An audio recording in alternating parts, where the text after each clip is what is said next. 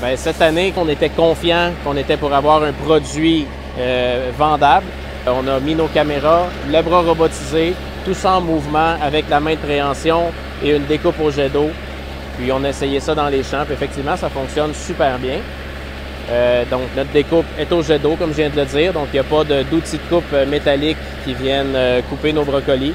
Donc c'est vraiment un jet d'eau. Donc d'un point de vue salubrité, c'est impeccable.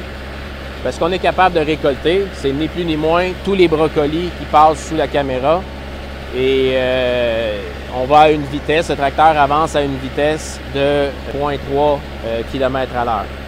Donc, à partir de là, il faut voir la densité des brocolis que les producteurs auront plantés. Mais notre robot est assez rapide pour récolter tout ce qu'il y a devant lui, à cette vitesse-là.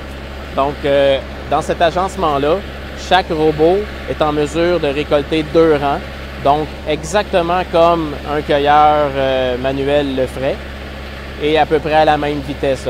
On voit présentement en arrière de moi, on a une machine à 4 robots, donc c'est notre démonstrateur. Donc celle-ci pourrait remplacer 4 travailleurs, donc 1 travailleur par robot. Donc là, pour l'instant, on fait le brocoli cette année, donc on est déjà prêt à vendre des équipements complets qui pourraient compter jusqu'à 10, 15, 20, 24 robots, donc des extensions qui pourraient s'allonger de gauche à droite du tracteur. Donc ça, c'est notre plan cette année. Donc dès maintenant, on est prêt à prendre les commandes, à fabriquer des machines pendant l'hiver et les livrer au printemps 2022.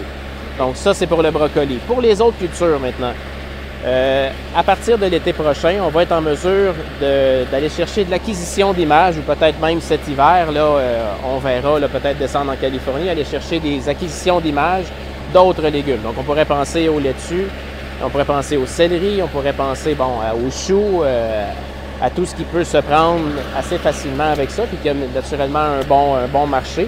Donc, on a déjà été au printemps dernier chercher des images d'asperges, par exemple. Donc, l'été prochain, on va développer d'autres applications en intelligence artificielle pour que, éventuellement, dans un an, on puisse se reparler avec le même équipement, mais cette fois-ci dans un champ de laitue, salade, d'autres légumes. Ah, je pense que c'est l'avenir, là.